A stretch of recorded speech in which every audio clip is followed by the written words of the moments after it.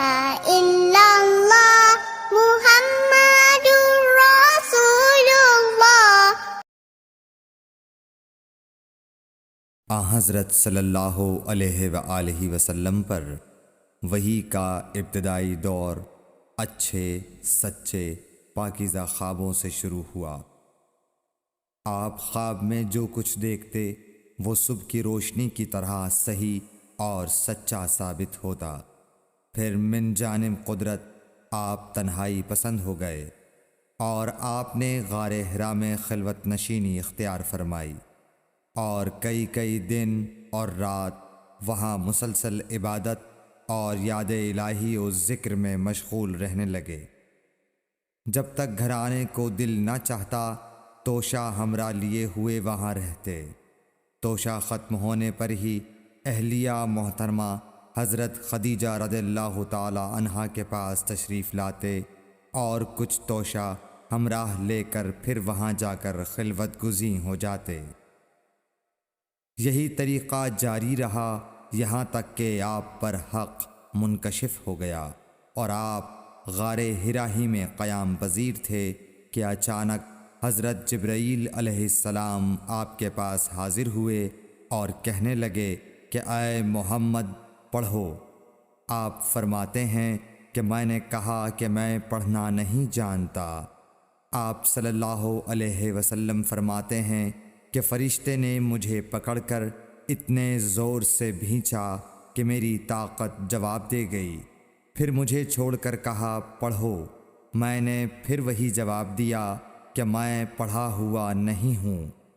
اس فرشتے نے مجھ کو نہایت ہی زور سے بھینچا کہ مجھ کو سخت تکلیف محسوس ہوئی۔ پھر اس نے کہا کہ پڑھ۔ میں نے کہا میں پڑھا ہوا نہیں ہوں۔ فرشتے نے تیسری بار مجھ کو پکڑا اور تیسری مرتبہ پھر مجھ کو بھینچا۔ پھر مجھے چھوڑ دیا اور کہنے لگا کہ پڑھو اپنے رب کے نام کی مدد سے جس نے پیدا کیا اور انسان کو خون کی پھٹکی سے بنایا۔ پڑھو اور آپ کا رب بہت ہی مہربانیاں کرنے والا ہے۔ بس یہی آیتیں آپ حضرت جبرائیل علیہ السلام سے سن کر اس حال میں غار حرا سے واپس ہوئے کہ آپ کا دل اس انوکھے واقعے سے کانپ رہا تھا۔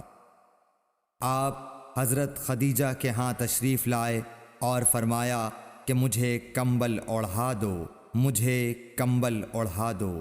لوگوں نے آپ کو کمبل اوڑھا دیا۔ جب آپ کا ڈر جاتا رہا تو آپ نے اپنی زوجہ محترمہ حضرت خدیجہ رضی اللہ تعالی عنہا کو تفصیل کے ساتھ یہ واقعہ سنایا اور فرمانے لگے کہ مجھ کو اب اپنی جان کا خوف ہو گیا ہے۔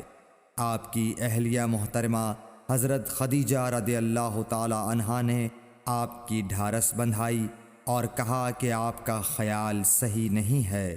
اللہ کی قسم آپ کو اللہ کبھی رسوا نہیں کرے گا۔ آپ تو اخلاق فاضلہ کے مالک ہیں۔ آپ تو کنبہ پرور ہیں، بے کسوں کا بوجھ اپنے سر پر رکھتے ہیں، مفلسوں کے لیے آپ کماتے ہیں، مہمان نوازی میں آپ بے مثال ہیں اور مشکل وقت میں آپ امر حق کا ساتھ دیتے ہیں۔ ایسے اوصاف حسنہ والا انسان یوں بے وقت ذلت و خواری کی موت نہیں پا سکتا۔ پھر مزید تسلی کے لیے حضرت خدیجہ رضی اللہ تعالی عنہا آپ کو ورقہ بن نوفل کے پاس لے گئیں جو ان کے چچا زاد بھائی تھے اور زمانہ جاہلیت میں نصرانی مذہب اختیار کر چکے تھے اور عبرانی زبان کے کاتب تھے۔ چنانچہ انجیل کو بھی حسب منشائے خداوندی عبرانی زبان میں لکھا کرتے تھے۔ انجیل سریانی زبان میں نازل ہوئی تھی، پھر اس کا ترجمہ عبرانی زبان میں ہوا۔ ورقہ اسی کو لکھتے تھے۔ وہ بہت بوڑھے ہو گئے تھے، یہاں تک کہ ان کی بینائی بھی رخصت ہو چکی تھی۔ حضرت خدیجہ رضی اللہ تعالی عنہا نے ان کے سامنے آپ کے حالات بیان کیے اور کہا کہ اے چچا زاد بھائی، اپنے بھتیجے محمد صلی اللہ علیہ وسلم کی زبانی ذرا ان کی کیفیت سن لیجئے۔ وہ بولے کہ بھتیجے آپ نے جو کچھ دیکھا ہے اس کی تفصیل سناؤ۔ چنانچہ آپ صلی اللہ علیہ وآلہ وسلم نے از اول تا آخر پورا واقعہ سنایا، جسے سن کر ورقہ بے اختیار ہو کر بول اٹھے کہ یہ تو وہی ناموس معزز رازدان فرشتہ ہے جسے اللہ نے حضرت موسیٰ علیہ السلام پر وحی دے کر بھیجا تھا۔ کاش میں آپ کے اس عہد نبوت کے شروع ہونے پر جواں عمر ہوتا، کاش میں اس وقت تک زندہ رہتا جب کہ آپ کی قوم آپ کو اس شہر سے نکال دے گی۔ رسول کریم صلی اللہ علیہ وآلہ وسلم نے یہ سن کر تعجب سے پوچھا کہ کیا وہ لوگ مجھ کو نکال دیں گے، حالانکہ میں تو ان میں صادق و امین و مقبول ہوں؟ ورقہ بولا، ہاں یہ سب کچھ سچ ہے، مگر جو شخص بھی آپ کی طرح امر حق لے کر آیا لوگ اس کے دشمن ہی ہو گئے ہیں۔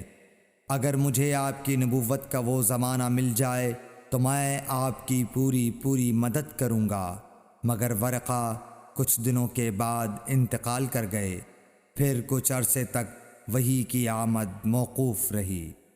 صحیح بخاری حدیث نمبر 3۔